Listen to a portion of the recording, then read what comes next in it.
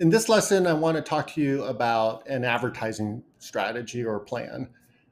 It's advertising is different than marketing in the sense that marketing is really about figuring out the product market fit, right? Are you solving the problem and how people are going to receive that information, right?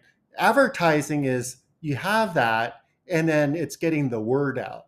And sales is different in the sense that you did the advertising, people know about your product because you have a marketing plan that says here's kind of the market segment, here's the product market fit.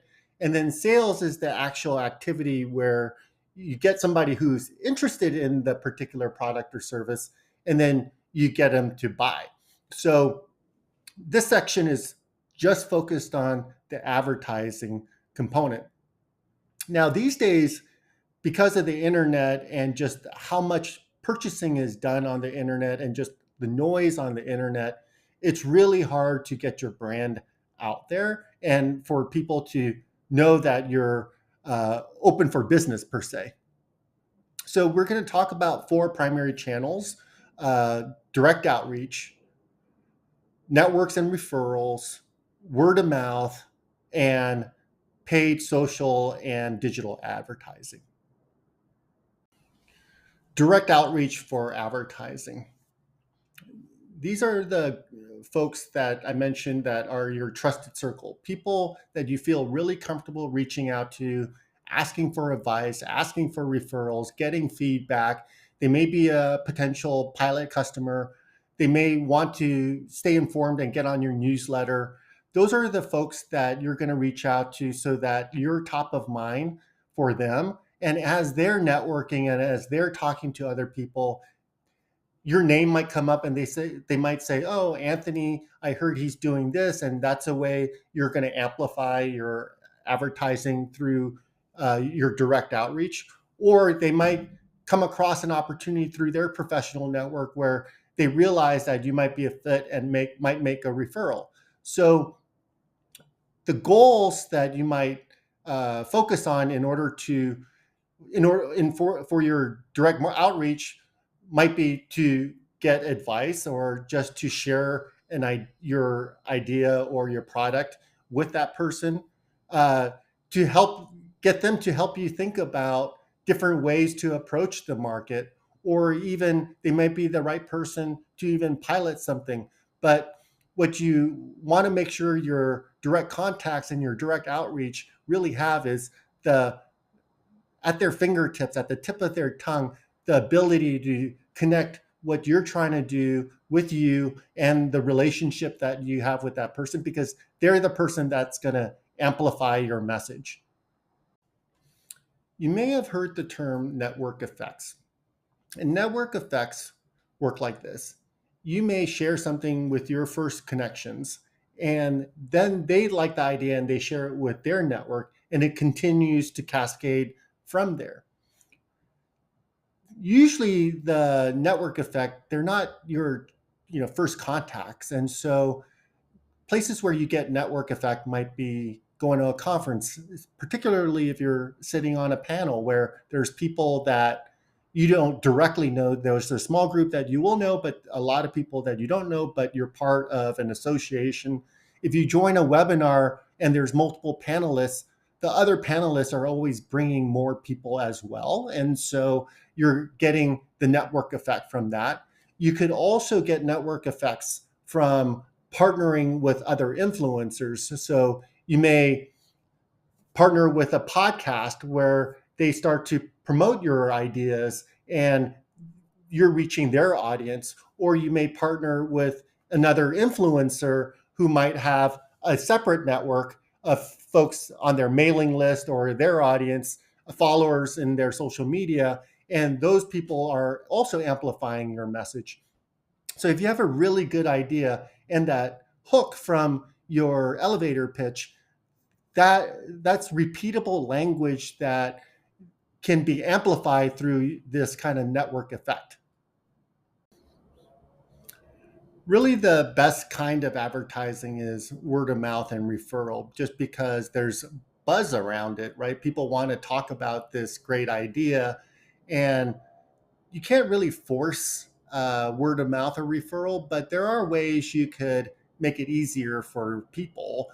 One way is, again, to have a really crisp and strong elevator pitch, because when someone mentions to one of your peers that they might need something, the person that has that elevator pitch for you can say, oh, this is what my friend's doing. Maybe you should connect with them. So that's how word of mouth often works. Another really strong way of doing it is having a one pager and making it really easy for someone to share, because as they come across other people, they might be able to share that material with them.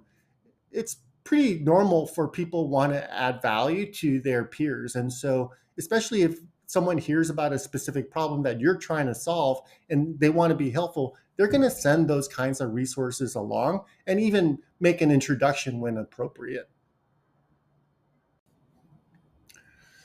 So, most of us are familiar with seeing a lot of ads on Google or in Facebook and Instagram. And the budgets can range from very small, like $20 a day, to thousands, even hundreds of thousands of dollars a day. And so in the beginning, you're really not worried about the upper end of all of this, but there are ways that you could effectively learn using paid advertising. And it just requires you to start really small, like investing a couple $100s in this. And I want to explain to you why I think this could be a good idea depending on your product or solution.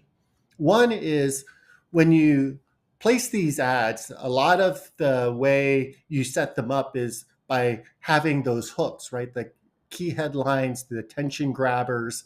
And so what you can do is like actually test the messaging of your product or service through an audience that you don't know. They don't know who you are. You don't have any kind of first, second, or third degree connection with them most of the time. And they're even outside of the reach that you might have geographically.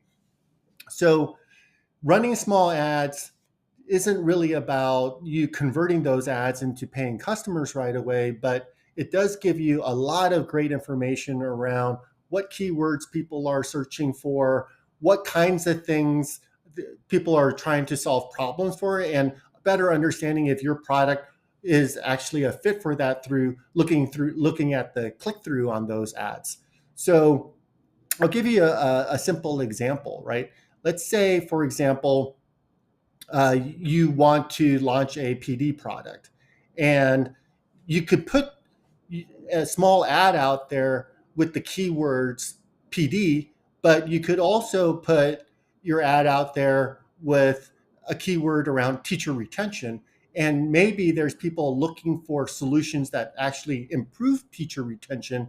And so you could see how, by association, you could see how your product might solve a bigger problem that they're trying to solve for. And having the right messaging for that might actually attract more inquiries or more inbounds to you. A lot of us are going to start by building out the website, and oftentimes we end up putting a lot of information on the website because we're trying to get every question answered. And the reality is, in the beginning, even when you after you put your website up, no one's going to know your website exists. And so you really have to be thoughtful about how to drive traffic to your website. Just because it's out there, sometimes it's not even searchable if you just type it in the top line of your browser, right? So unless someone specifically types in everything correctly with the .com or .org or whatever you end up using, it's very hard for your website to come up organically, even if someone mistypes something. And so you have to realize that just having the website isn't going to drive traffic to your website, and you have to be very intentional about it. What the website and the advertising and your network's really trying to do is to create this trifecta, right? You're trying to find somebody that's looking for a solution.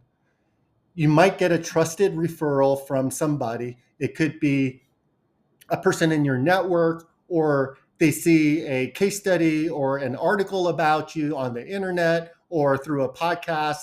And then the timing is right for them because they're actually trying to solve that problem uh, at that moment. And so that's going to lead to an inbound onto your website.